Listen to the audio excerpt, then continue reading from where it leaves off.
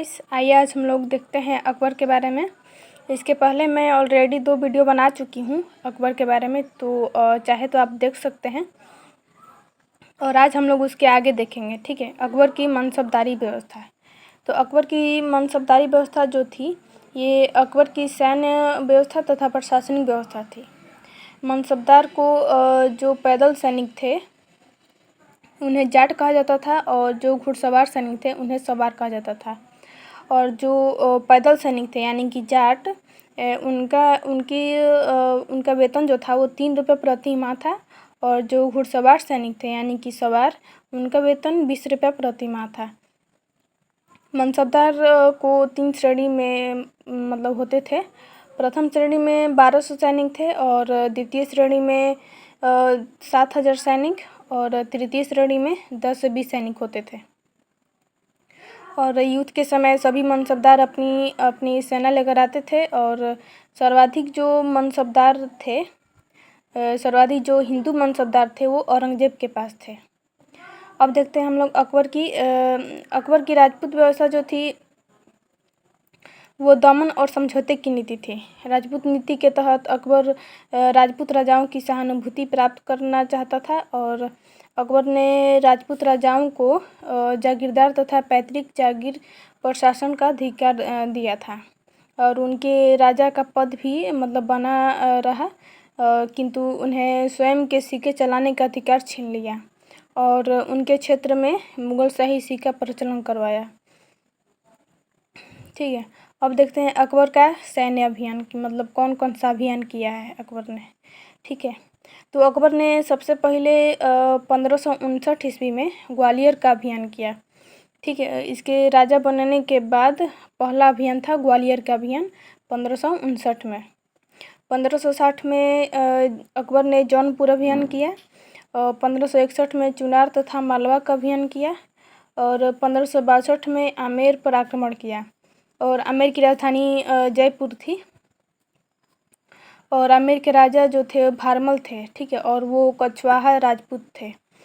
राजा भारमल एकमात्र राजपूत थे जिन्होंने अकबर की अधीनता स्वेच्छा से स्वीकार किया, और अपनी बेटी जोधाबाई यानी कि हरकाबाई का विवाह अकबर से कर दिया।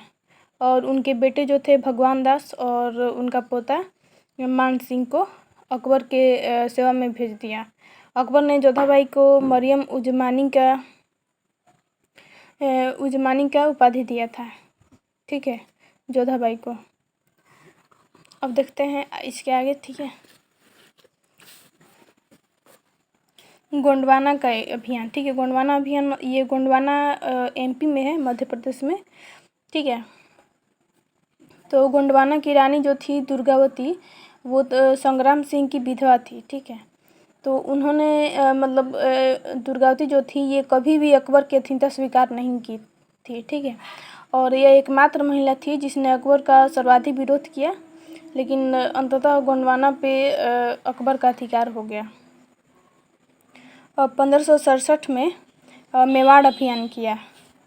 1567 में मेवाड़ अभियान किया, और इस मेवाड़ की राजधानी चित्तौड़ थी, और वहाँ के राजा उदय सिंह थे। मेवाड़ यानी कि चित्तौड़ अभियान पूरा होने से पहले ही अकबर लौट गया था, इसलिए पुनः अकबर ने फिर 1576 में मेवाड़ अभियान किया। ठीक है। और फिर इसमें और हल्दी घाटी के युद्ध में उदय सिंह के पुत्र थे महाराणा प्रताप, तो फिर उनको पराजित कर दिया। अकबर के सेनापति थे मान सिंह।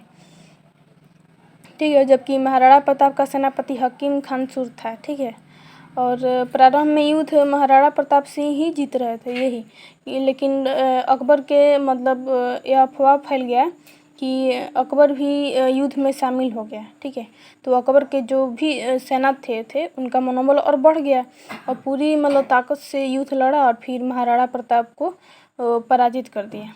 लेकिन पूरी तरह पराजित नहीं हुए थे, वो बीच में ही महाराणा प्रताप जंगल भाग गए, और इस प्रकार मेवाड़ अभियान फिर से अधूरा ही रह गया। फिर धीरे धीरे महाराणा प्रताप ने पुनः अपने अधिकांश क्षेत्र पर अधिकार कर लिया, और फिर 1572 में अकबर ने गुजरात अभियान किया। और इसी युद्ध में अकबर ने पहली बार समुद्र को देखा था।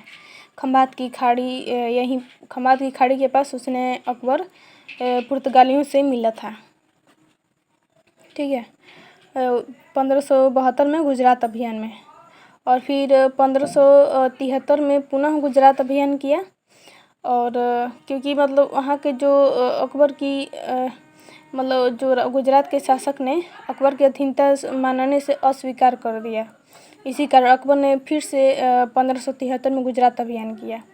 और यह अकबर का सबसे दुर्गतगामी अभियान था, जो कि 9 दिन तक मतलब चला था। इसी गुजरात विजय के उपलक्ष्य में अकबर ने फतेहपुर सीकरी में बुलंद दरवाज़ा का निर्माण करवाया। और 1576 में अकबर ने बंगाल तथा बिहार को मुग़ल साम्राज्य में मिला लिया। और फिर 1581 में काबुल अभियान किया। फिर 1586 में कश्मीर अभियान किया और इसे जीत लिया, कश्मीर अभियान। ठीक है, फिर कश्मीर के यूसुफजाई कबीले के विद्रोह में ही बीरबल की मृत्यु हो गई थी। और 1555 में कंधार बलूचिस्तान को भी जीत लिया। अब आइए देखते हैं अकबर के दक्षिण भारत का अभियान। ठीक है, अकबर जो था ये मतलब पहला मुग़ल शासक था जिसने दक्षिण भारत अभियान किया था। ठीक है, तो दक्षिण भारत अभियान के लिए अकबर ने अब्दुल रहीम और उसके पुत्र मुराद को भेजा था। और दक्षिण भारत में 4 प्रमुख राज्य थे, खानदेश, अहमदनगर, बीजापुर एंड गोलकुंडा। ठीक है, खानदेश के दक्षिण भारत का प्रवेश द्वार कहते हैं खानदेश को। ठीक है, खानदेश ने स्वतः अकबर की अधीनता स्वीकार कर लिया था। और अकबर ने फिर अहमदनगर की शासिका जो थी वो चांद बीबी थी। ठीक है, और चांद बीबी से युद्ध करके फिर उससे बरार तथा अहमदनगर का क्षेत्र जीत लिया।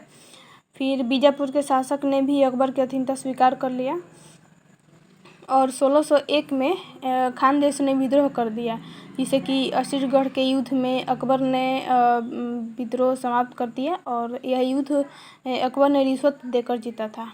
ठीक है, 1601 में जो असुरगढ़ का युद्ध हुआ इसको अकबर ने रिश्वत देकर जीता था। और असुरगढ़ का युद्ध जो था अकबर के जीवन का अंतिम युद्ध था। और इस प्रकार असुरगढ़, बीजापुर, अहमदनगर, खानदेश तथा बरार पर मुग़लों का अधिकार हो गया। फिर 1602 ईस्वी में जहांगीर ने अपने पिता के विरुद्ध इलाहाबाद में विद्रोह कर दिया। और इस विद्रोह को दबाने के लिए अकबर ने अबू फजल को भेजा, किंतु मतलब जहांगीर के कहने पर वीर सिंह बुंदेला ने इनकी हत्या कर दी। और फिर 1605 में अकबर का डायरिया के कारण अकबर की मृत्यु हो गई। और फिर ठीक है, अब देखते हैं अकबर के जो गुरु थे वो अब्दुल लतीफ़ थे, जो कि एक योग्य व्यक्ति थे, लेकिन फिर भी किंतु अकबर निरक्षर ही रह गया, मतलब अकबर पढ़ा लिखा नहीं ना था। फिर फिरोज शाह तुगलक को यानी कि FST को सल्तनत काल का अकबर कहा जाता है। फिरोज शाह तुगलक को सल्तनत काल का अकबर कहा जाता है। ठीक है, तो आज हम लोग अकबर का टॉपिक पूरा कंप्लीट कर लिए हैं। और इसके पहले ऑलरेडी मैं 2 वीडियो बना चुकी हूँ, आप चाहे तो देख सकते हैं। ठीक है, आज के लिए इतना ही। ओके।